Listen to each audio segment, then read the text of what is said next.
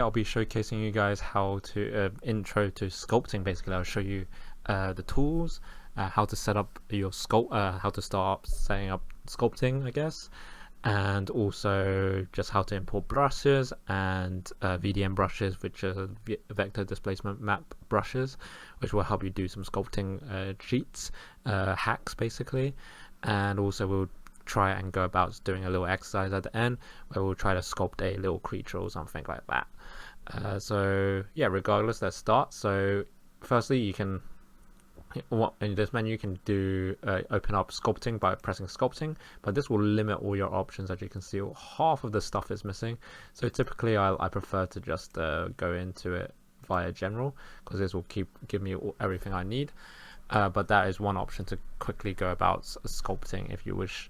Firstly, we need to go and delete everything on our scene, and for this exercise I'll go add a icosphere because it helps. It just helps. And also I will go, and there's a few ways to set up your scenes for it. You can go and make a subdivision surface modifier and crank this up a few times and apply it, and now we have and if we go to sculpt mode, we can now go and drag and do some stuff onto it.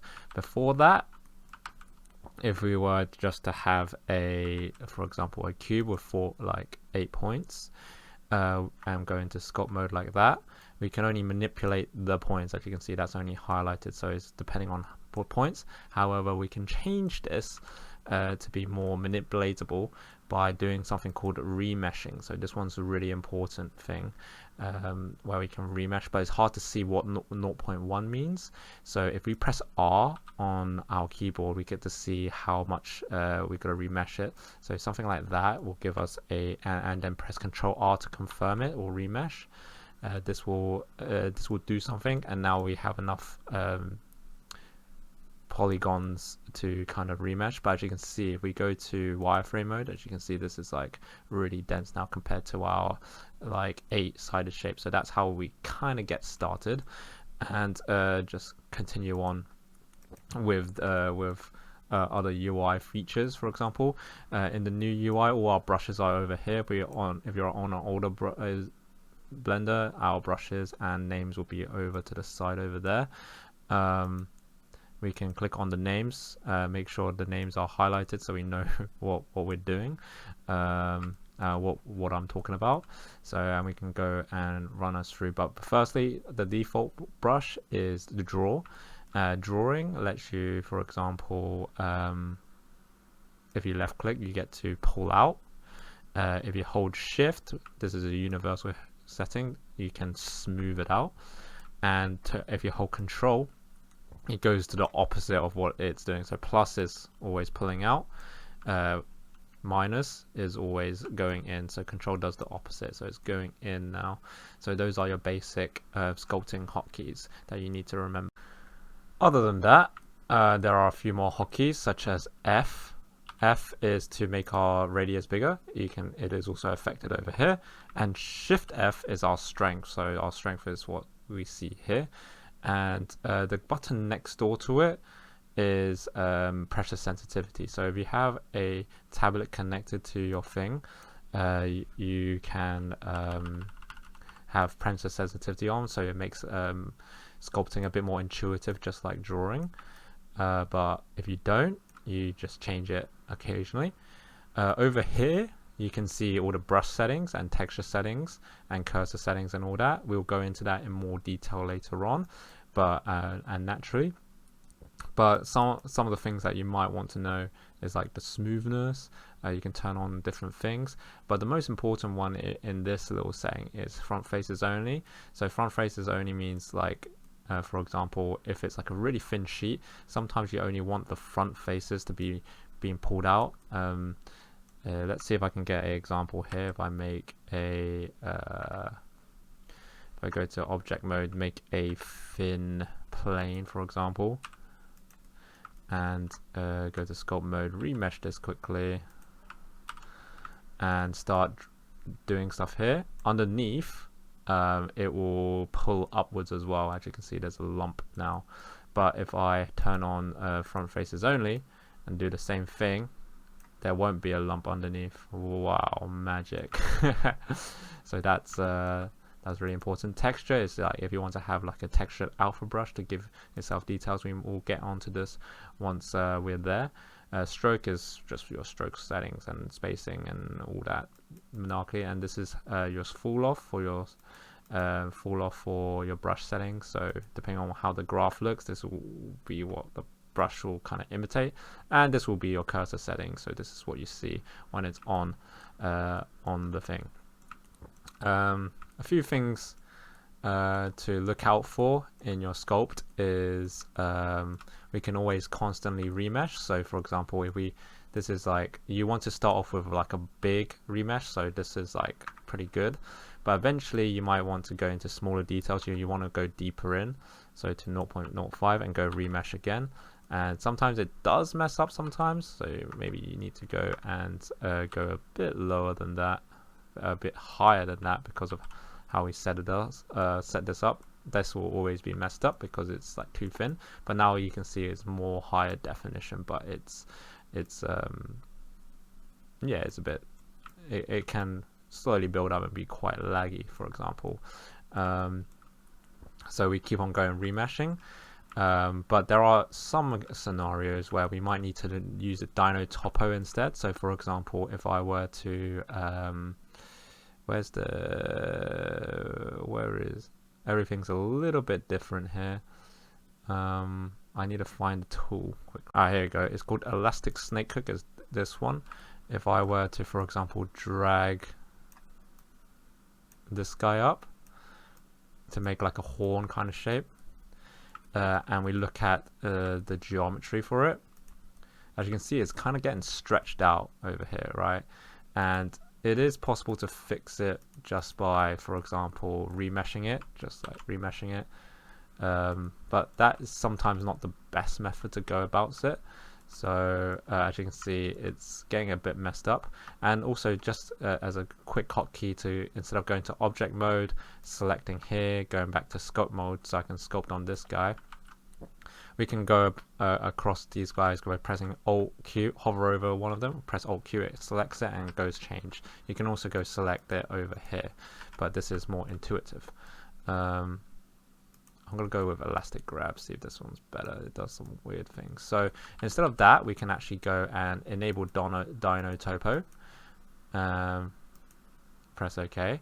And what this does is, if we go to, for example, wireframe mode, it generates whilst it's drawing. So as you can see, this is generating. This is not getting stretched out. It is getting slightly stretched out, but it's not getting stretched out as much as it should. As you can see, like, it's completely it's kind of remeshing it as we go. And we can change this to like a 5 pixel, and it will really be really smooth, essentially. So, but this is very, very taxing on the computer. So you do it on specific things. You use this for like specifically like eyes or like small detail things that you need to keep on going into, basically. So those are the difference between retopo and remesh. Another thing we can do is turn on symmetry over here. So if I were to, because it's already kind of messed up, but you can turn on symmetry over there before you start doing anything, and you can do some symmetrical things. So yeah, you can have both sides look the same. Yeah, so that's basically the a few more things about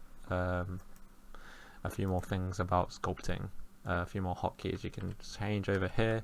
Dino Topo instead of remesh. Otherwise, we'll keep on moving forward. So from that, I'll run through the tools quickly, and I'll get onto the exercise, which you can follow along or make your own little creature. So because this is very messed up, I might start again. But I'll show you something that could possibly occur if in your own sculpt. So for example, if I were to do make this kind of shape, and go straight onto sculpt mode. As you can see, my cursor is like kind of messed up on this face because I've given it a value of 2.9 on the x-axis. So if that ever occurs, this will actually affect your sculpt. So for example, if I were to remesh this and start sculpting, this will just make my thing have that certain value on these faces. These faces normal because it's got a 1 value, whereas these elongated faces have a 2.9 value, and this is included into your sculpt. And to fix that, we just need to go and go back to object mode and press apply scale. So if your sculpt is ever looking really weird, do that, and that will fix the situation where it's elongated. It's just scale is the issue. But anyway, regardless, the first tool, draw, it's the most basic tool. You just draw. It's your basic one. Press Control to go inwards, shift space. All of the tools have the same thing. Blobs, this just creates blobs. So if I just click on this will make a blob. If I rub around, it will just make everything more blobby. This does the same thing on opposite if you hold Control, and shift is just smooths it out. Clay, you want to use this occasionally to build up geometry as well. This does it in more like a square pattern, and this is more enhanced in the next one, which is clay strips. This one's going to be the one you'll be using a lot of. This gives a lot of texture and like muscle values, and how it formulates the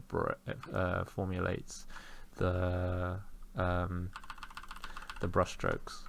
So yeah, it's quite nice for that. Clay farm, this is like your actual clay where you're like kind of pushing. Please note that this one's like going inwards because it's an opposite brush, but if you hold Control, it'll push somewhere else. Like so it's like kind of drag, like you can see it's like kind of pushing it like a thumb. This crease tool is really important. This will allow you to make a really nice crease. So like that makes a really nice crease. If you hold Control, it makes it even nicer, deeper crease. Shift to always smooth, but you can see that's really creasing the thing, or making an indent like that on the opposite. Crease sharp is the same thing, but it's sharper. So for example, if I were to hold Control, this will pull it out a bit more, make a little crevasse. Draw, we got that. Draw sharp. Draw is like sharp, is like drawing, but it's a little bit more sharper. It's like thinner. Inflate allows us to inflate certain things like this. We can inflate some of these, pull some of the details back out. Layer, if we were to, it's like kind of like the clay strips, but this just builds on top of what you have existing. Fill and deepen. I'm presuming this will fill up any holes that we have, and if we go Control, it will just deepen any holes that we have, like so. Flatten, presumably this will just flatten any edges, as you can see, just flattening out the edges here. If you hold Control, it's it kind of creases it a little bit. So yeah, one of these. Experiment with all of them. I'm just showcasing them quickly. Plateau. This will allow us to make kind of like plateaued edges. And if we have hold Control, this one actually might not even have a control option, maybe. Or it does a little bit. It goes in, but it's like a sloped brush basically. Scrape. Scrapes it. It's like kind of like flatten, but it kind of does it in a weird way. That gives it more texture, and if you hold Control, it kind of like flattens it a little bit, which is quite nice. Makes good, nice blunted edges. This one's scrape / fill, so I'm presuming it does the same thing. This one was scrape multiplane. This is scrape fill. So I'm guessing if I hold Control, it'll fill it up. Yeah, and if I put it, it'll just flatten it kind of situation, so I can make a nice kind of shape. Smooth, this is your default if you hold shift, so you don't need to know about it. It just smooths it out, but it's your shift. Trim, this trims a little bit out of it, or adds a little bit to the trim, as you can see. Boundary, I think some of these tools are new, so some of these will not kind of show anything. Elastic grab, this was what we were using before to grab pieces out, and similar with the other elastic grab. Grab is for your like basic geometry, trying to move it for your base shape where you move it around. Grab 2D allows us to grab it in more like on one plane over the other. Grab silhouette allows us to just grab it a little bit more. Nudge, we can nudge things across a little bit. Pinch, we can pinch things, and control kind of like expands it. And then the snake hook is the one that you actually want for the nice horns actually. There we go. Pose is for like posings, it's like an armature. Pull, it's like kind of invert, so this probably won't work very well, but once it's kind of detected an edge, you can kind of move things along. But otherwise, those are the main kind of main tools. There are like more cloth brushes that we won't get into, soft body simulation stuff. As you can see, it does like something that it thinks that this mesh is like a cloth, and makes like wrinkles and stuff out of it, which is really cool. But other than that, that's like these are some painting brushes, some masking brushes, and yeah, just in general some other tools. What we can do here, if we press M, this brings us to the masking, so we can go press M and press A. This is like the mask edit setting, so if you want to invert it or clear it, that will shrink it or smooth it. This means that if we in a mask, depending on what you selected, that will be the only area being affected. So for example, as I have this blacked, this will only affect everything outside of it. If I invert the mask though, only the selection will be affected, like so. And press A to clear the mask, like so. And there are face selections, so specific, it's like masking, but it remembers where each part is basically. So yeah, those are your basic kind of tools. But anyway, regardless of that, hopefully you guys enjoyed just learning the general UI of everything. It's pretty similar to like hard surface modeling, but we're just going into more polys basically, and I'll do a little small exercise and we'll go from there to bring out the skills. The exercise, I'm going to record it in a way where it's like kind of maybe in sections where I do a bit, tell you guys what I'm going to do, and then I'm going to cut to the bit where I'm finished finessing it and move on to the next step basically, because it's going to take a long time. But otherwise, yeah, please follow along or make your own one. There'll be tips and tricks along whilst I'm talking through how I'm going to make it. But before that, I forgot I need to actually import some brushes in to show you guys some other cool things. So to showcase you the VDM brushes, I need to get rid of this guy a little bit, for now, and I'm going to add a new cube, for example. And I'm going to scale this up a little bit just so it's more visible, and I'll press Control, apply the scale. I'm going to go to sculpt mode, and I'm going to remesh this to not fine but not so fine, like something like that, and press remesh to confirm it, and let's just see if it's done it. Yeah, it's done it.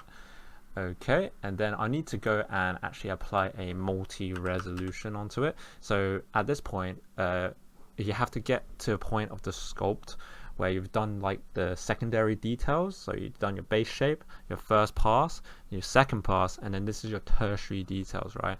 This is when you put in your multi-resolution. This is, and you press subdivide a few times. or just once, because this is insane amounts of poly, and then you can sculpt details in really easily. I think I've gone a little bit too far with the remeshing, so I might go back a little bit, because as you can see it's like super laggy. So I'll do it in a way, I'll show you how I'll go about this. So I'll go delete this thing first, and then I'll go back and make it a 0.3, and then remesh it, and just have it so that it's visibly so it's usable. Of course, yep, so that's more usable. A little bit laggy, but it's fine. And then the next step is we need to import our VDM brushes that we might have gotten from Ashab. I don't know if you guys got it in your MyTuzzies, but if you got some VDM brushes, I'll show you guys how to import them in. So I'll show you guys a few ways to do this. There is the easy way. So if you find a if you fortunately found a VDM pack that's free, it doesn't have to be free, you can pay for it. You can also make it, but I won't show you how to make any VDMs. You can ask me personally if you want to make VDMs, but this is once you know what they are. As you can see, if it comes in a Blender file like this, I just downloaded this online, then we can easily append that. So we can go File, Append, and then we go to where it is. So it should be in my OneDrive somewhere, which should be somewhere here. It loads under demonstrations, 2016 sculpting intro, and over here we can find it. We can just double click on it. It will go into the Blender file. It's actually chugging a little bit, and I need to download it because it's on my OneDrive. Go to brushes, and then we can see all our brushes. Some of them are just default brushes, but some of them you can immediately tell that they're actually something, such as these gouge ones, gouge A, B to H. If I were to append these guys, we'll get them over here automatically really quickly. And what we can do here is click on one of them and just drag and drop them, and these are like gouges, and these are like defaulted. Of course you could have made that yourself, but of course you can make it into a VDM brush, but of course some people have made brush packs to allow you to go ahead and go do this basically, and replicate all of these gouges. Some of these are more useful than others, such as the ones with like scales and stuff, which we'll get onto in a second. Such as the ones that Ashab has provided in here. We have them.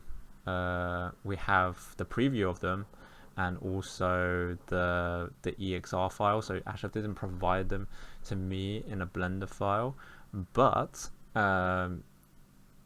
it works the same. It's just a little bit more tedious to do because you have to do them one at a time.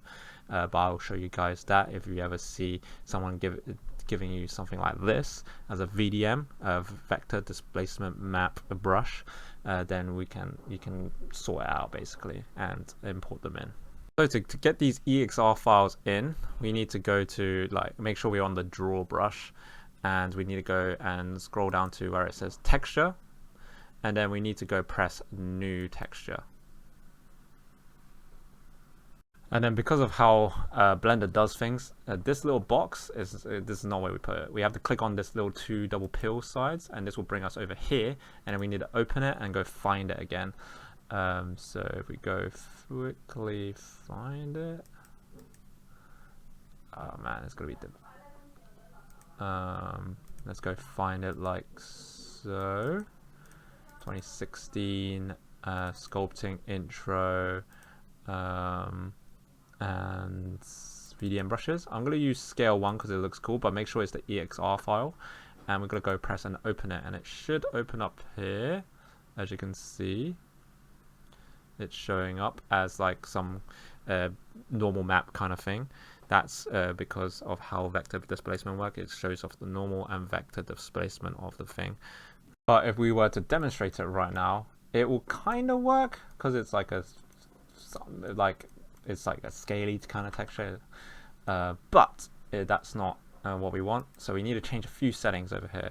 What we want to change here is under the texture node where we have it. You can see the preview. We want to change it to area plane. It's already area plane, so we got that part.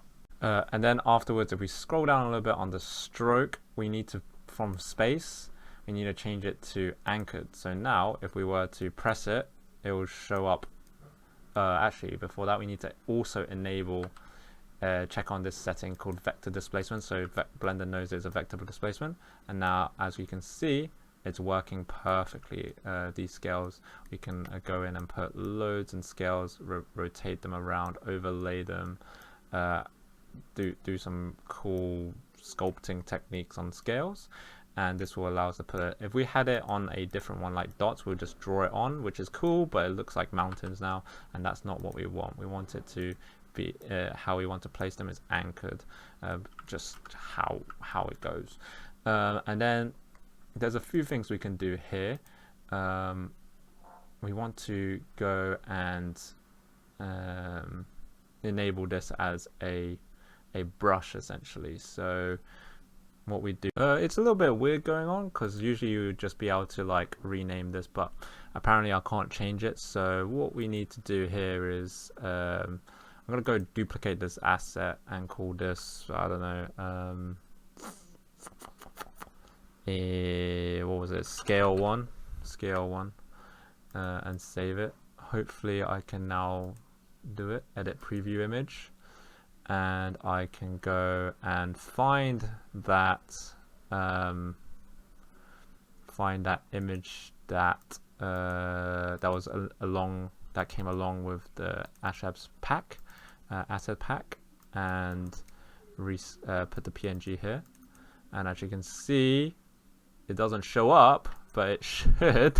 That should have done it, to be honest with you. But as you can see, it still works, but I don't know why it doesn't work like that. But that is how you go about importing it if it comes in an EXR file. So it's more universal if things come out in a EXR files. As you can see, I'm just building up scales, rotating them how I want them to rotate, and it's really nice. So a few settings just to remember. We go to texture, put it in, make it area map, make sure the area vector displacement's turned on, and making sure it's on anchored, and now we can do really cool things. And make sure you have a multi-res. It's one of the last kind of steps that you use to kind of finish off the tertiary details of your sculpt, basically. But yeah, those are the settings, how to use VDM brushes, how to import them in, and now I'll go on to the exercise. Okay, but before we start going into the exercise, a few tips to show you guys some extra stuff. Is if you in the computers installed, we have PureRef. This is what this is, and if you check on this button, it means it's like always on top, which is really good. If you're on one screen setup, you can have the double screen setup. You can go ahead and just slide it to the left, but otherwise this is where we can get our like reference images. So for example, if we're making a snake-like character, we can go ahead and press like control, just copy paste that one in, go to PureRef, copy that in, I don't know, horned creature. We can go in, find some random horned creature, and kind of make a quick mood board, so that we can reference this whilst we're sculpting, like reference certain shapes of the thing, like the scales or like the horns or anything. So you can go ahead and do that. But regardless, let's now start the thing with a PureRef or not PureRef. It's up to you guys, but it's just how people work. So I'm just going to start on a fresh one. I'm going to go ahead and delete everything, add a cube again. I'm going to start off blobbing out the shape, or doing the base mesh of the shape, or like blocking out the shape. So I'm going to go put a subsurface on this, make it like a free one, apply this, and I'm going to go into sculpt mode and kind of make sure I have symmetry on. Yes, nice. and we're going to use the grab brush here. I'm going to make sure I turn on the names so it's easier for you guys to see what I'm doing. And I'm just going to go ahead and actually turn on this, turn on the build strength. I'm going to pull it along, kind of making like a mouth kind of shape, like so. And I'll duplicate this. I'll duplicate this and put one on top. So back to object mode, duplicate, scale by Z -1. That didn't quite work out how I imagined. Let's see what way I need to go. -2 it looks like, -1. And then move it up a little bit, and then go back to sculpt mode. If anything looks messed up, we remember you have to go in and apply the scale, but it looks fine to me. So we have something like that. And then we'll add a circle, add a sphere, put this like that. So that's kind of like the base head, and these are like the mouth kind of shapes. Of course, you can go a bit further than that and really block it out to your heart's content. You can go more elaborate, put little primitive shapes, basic movements using the grab brush, and then build up on that. Once you've got the basic shape in, you want to select them all, press A, and then we want to right click, and actually no, we don't want to right click, we want to press Control A, and then visual geometry to mesh. This will make sure that everything's like applied and everything's like good. Apply the scale, of course, and then we press J. And then we go to sculpt mode, and we're going to go and remesh this to a good value of, that looks like a good value to me. And then we're going to press Control R to confirm. And then this is where we can start sculpting and moving more stuff around, basically. So from here, we're just going to make more details. So I'm just going to pull things out, just have a little bit of fun with it, and just see what kind of, like depending on what your reference is, you might want to do that. Make sure we have our symmetry on, so that would, because it's a symmetrical shape, it's important that we keep that going. Of course, if you have a tablet, this will be very easy at this point, but because I do not, well, I do, but I just don't want to use it, I'll just kind of see what kind of shape I can make without it, to prove that you don't need one, but it'll be nice to have a thing. So I'm going to go ahead and take some time with this and see what kind of shape I can get out of it. So this is the general shape that I've got. I'm just going to do some renaming. So beast level 1. I can go a bit further with this. Level 1 beast, but just to add on a few more points whilst we're pulling out random shapes and stuff to make this really cool, and really experimenting on the silhouette. As you can see, it's not got the best silhouette. It's got like, yeah, it just doesn't look good at the moment, but I'm going to show you more techniques in a bit. But for example, if I go back to object mode,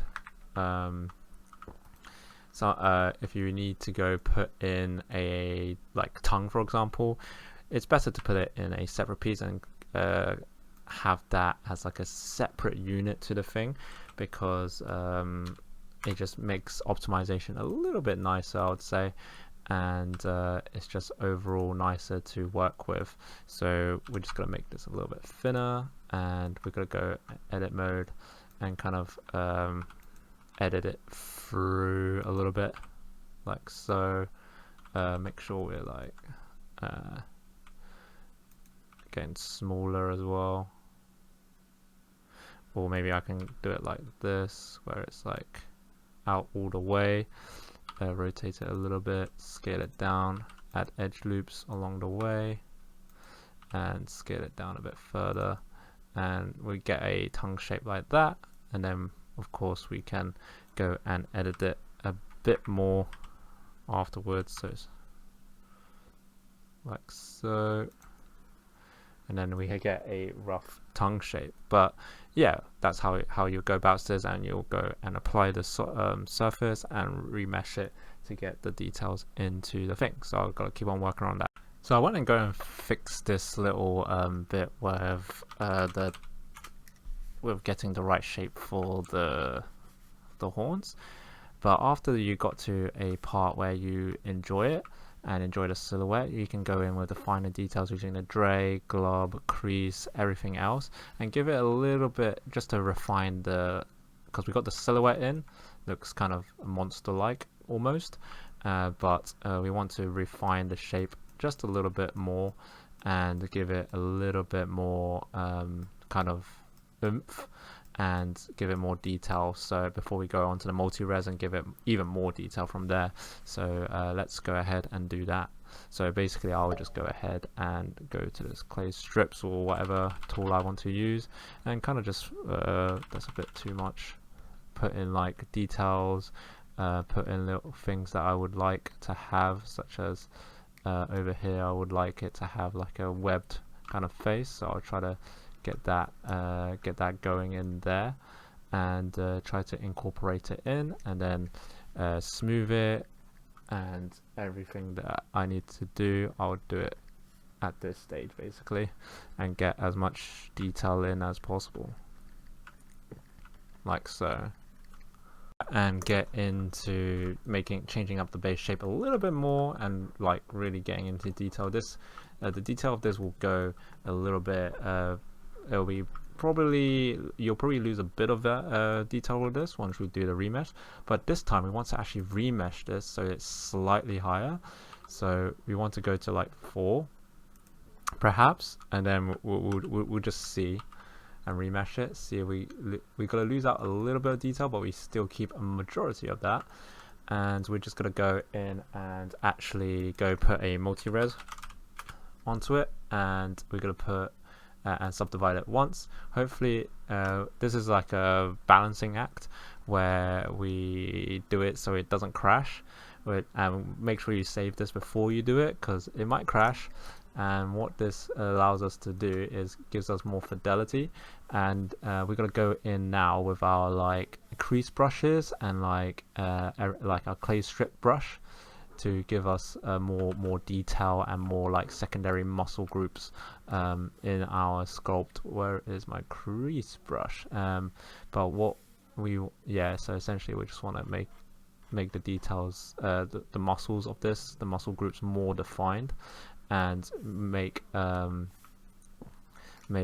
guy really sharp basically in a sense, and really bring out all the details in like and this is where we put in our we can start putting our VDMs as well. So we're just gonna put some creases in there, get our details in, and pull out the muscle groups as much as we can, and go from there basically. What I forgot to do is go back to object mode and put eye in. We made the eye socket, but we haven't put eye in, so let's put the eye in. What we need to do is rotate it in a certain direction so that it's facing us, so 90 like that, and then we're going to make it smaller and put it right into where the eye socket is going to be, which is around here.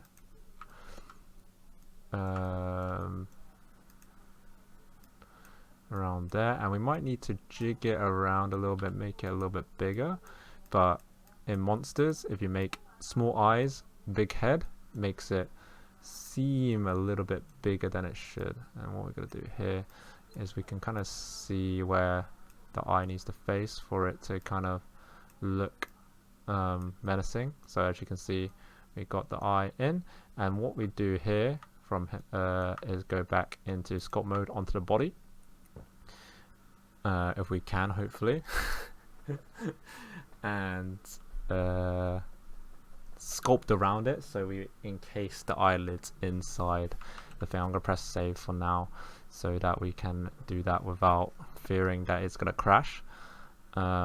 It will, so it's a fine balancing act for me because I'm recording as well, but it should be fine for you guys. And what we're going to do here is kind of pull out things and make it kind of go over the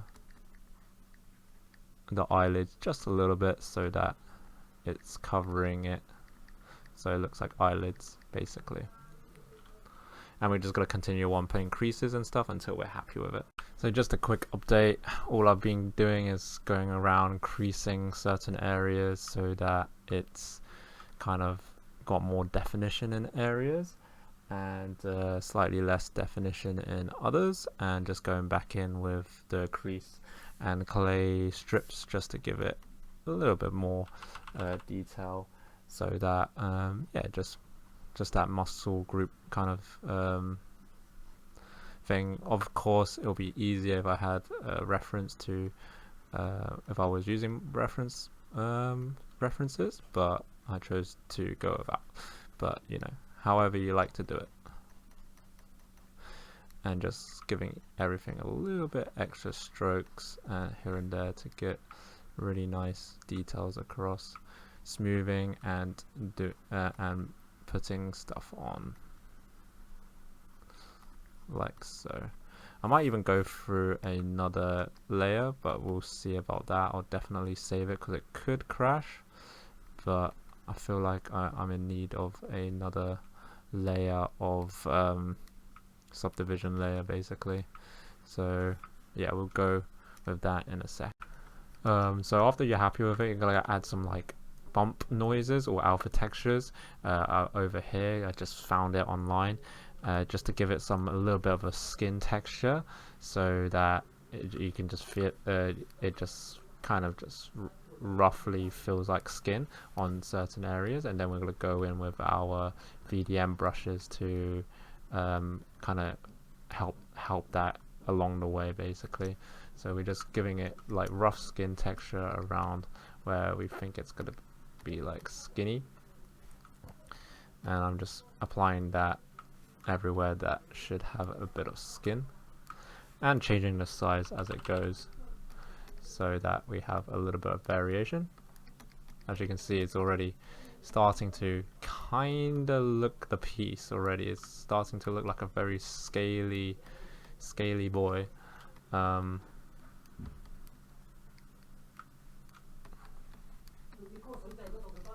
After that, I just smoothed out a little bit more and just finessed it just a bit more so that I get it to a shape that I enjoy. And we'll move on to the other VDMs to give it more scales and other stuff. So remember, after this point, we're going to put more details in. We're going to put some horns and some other stuff in. So we're going to go and find our horns, which we can find over here. I think I want this one or this one. This one looks pretty nice, so I'll use ER9. So remember how we go do this. We're just going to duplicate this asset. We're going to call this ER9 because that's what it's called. And then we're going to go to stroke, make it anchored. Texture, we need to go make a new texture for it if it's a EXR, and then we're gonna open it. We're gonna open it over here. 9. That should open it real nice. After that, we go back to our brush settings, put on vector displacement, and that should let us get a horn. I think I pressed something wrong, but let me just undo that quickly. It might take some time because I am lagging, but let's see.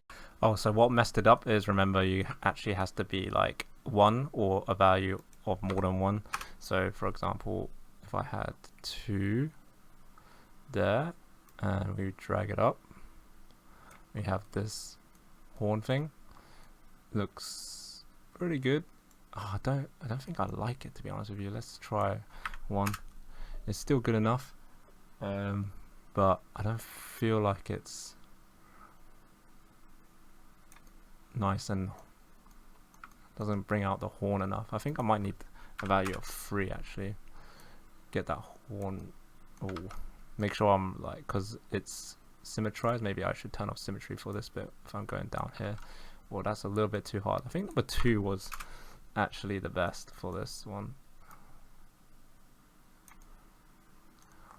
but there might not be enough like kind of resolution on that little part to give me a good result. Maybe I need another brush, but I'll go along, put some horns a little bit everywhere and see where I get to after that. So what I've done so far is just put horns in the teethy areas and where I think the horns are going to be, and now I'm just going to put the scales where I feel like the scales should be, making like slight variations here and there for the parts where I think the scales shouldn't be as for example big and tough, and make variations for where I think they will be very thin and like more thinner and bigger. So yeah, I'm just gonna go ahead and do that for a little bit. So after a few times, I still got to do a little bit more to the horns because it's kind of plain, but I just went around putting scales and VDM brushes and finessing it a little bit more, and we're just gonna continue on with that and just keep on drawing. But this is the general thing that you're trying to get at, and then we're gonna maybe light it up a little bit and and put more detail in. I can't put more details onto these horns because they're low resolution. I could have got more detail in if I retopologized and then multi-resed onto it. However, it is without giga lagging, but at this point it's a good enough job for the demo, so I'm going to leave it at here. But this is kind of the result that you should try to get to, or even better. So yeah, hope you guys enjoyed. Remember, ask me any questions and I'll see you guys on the next tutorial.